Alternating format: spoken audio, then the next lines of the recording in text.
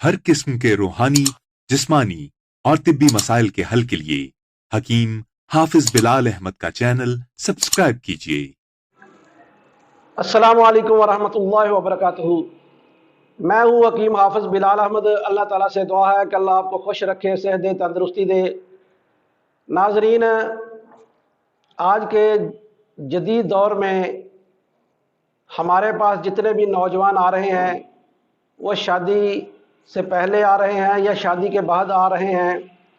उन्होंने अपनी जवानी मुख्तलिफ़ तरीक़ों से ज़ाया कर दी और वो दर बदर की ठोकरें खा रहे हैं।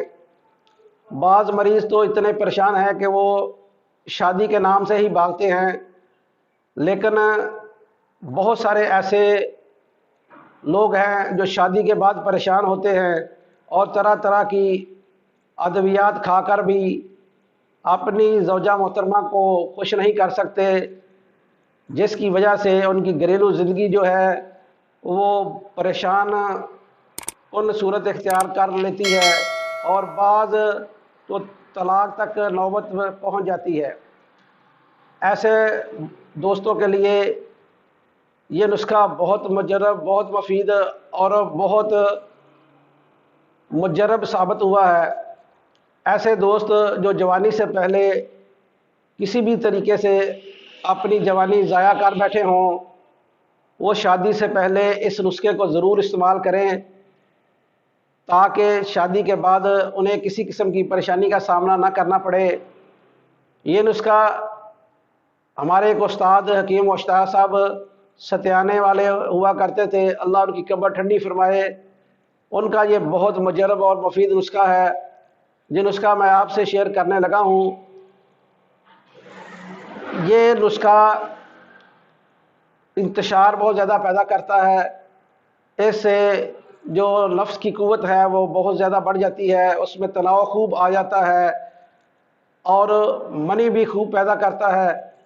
बाज़ दोस्त गर्म अशिया खा खा कर उनका मैदा भी गर्म हो जाता है और साथ कब्ज़ भी होना शुरू हो जाती है। अगर किसी को कब्ज़ का मसला हो या कब्ज़ की शिकायत हो तो पहले मैदे का इलाज करवाएं, कब्ज़ ठीक करवाएं, बाद में ये नुस्खा इस्तेमाल करें। ये नुस्खा जो है ये 16 अज्जा पर मुश्तमिल है।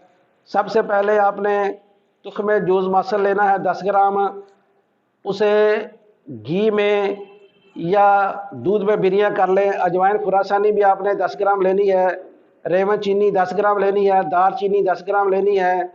लौंग इसमें 3 ग्राम लेने हैं। मगज़ जायफल जो है वो 5 ग्राम आपने लेनी है। कबाब चीनी 5 ग्राम इस नुस्खे में शामिल करना है। कुचला मुदब्बर 6 ग्राम इसमें शामिल करना है। तुख्म मेथी 3 तोला इसमें शामिल करनी है। सुंड 10 ग्राम, मिर्च स्याह 10 ग्राम, गुल सुरख 10 ग्राम, फिल दराज जिसे मगा भी कहते हैं 2 ग्राम इस्तेमाल करनी है। जड़ पान 5 ग्राम, ज़ाफ़रान 5 ग्राम, मस्तगी रूमी 5 ग्राम और सालम मिस्री 5 तोला। इन सब चीज़ों को अच्छी तरह कूट छान कर सफ़ूह बनाकर शहद में माजून की शक्ल दे लें और इसे 10 दिन पड़ा रहने दें। 10 दिन के बाद 3 ग्राम सुबह और 3 ग्राम शाम खाने के बाद नीम गर्म दूध से आप इस्तेमाल करें। इसके साथ जो आपने परहेज़ करना है वो टोटल असाबी चीज़ें, बलगम पैदा करने वाली चीज़ें, ठंडी चीज़ें मुकम्मल तौर पर आपने बंद कर देनी है और खट्टी चीज़ें भी आपने बंद कर देनी है। आलू गोभी, आलू मटर, आलू फलियाँ ये भी आप मुकम्मल तौर पर बंद कर दें। इसके अलावा बाज़ारी खाने, फ़ास्ट फूड और हर किस्म की तुर्शी भी आप बंद कर दें। कोशिश करें कि पेट भर कर खाना ना खाएं और रात को खाने से कम 4 घंटे पहले खाना खा लें और फिर दवा खा लें, ताकि आप जब सोएं तो दवा और ग़ज़ा हज़म हो चुकी हो। मुझे और मेरे साथा को अपनी दुआ में ज़रूर याद रखें। अस्सलामु अलैकुम वरहमतुल्लाहि वबरकातुहू।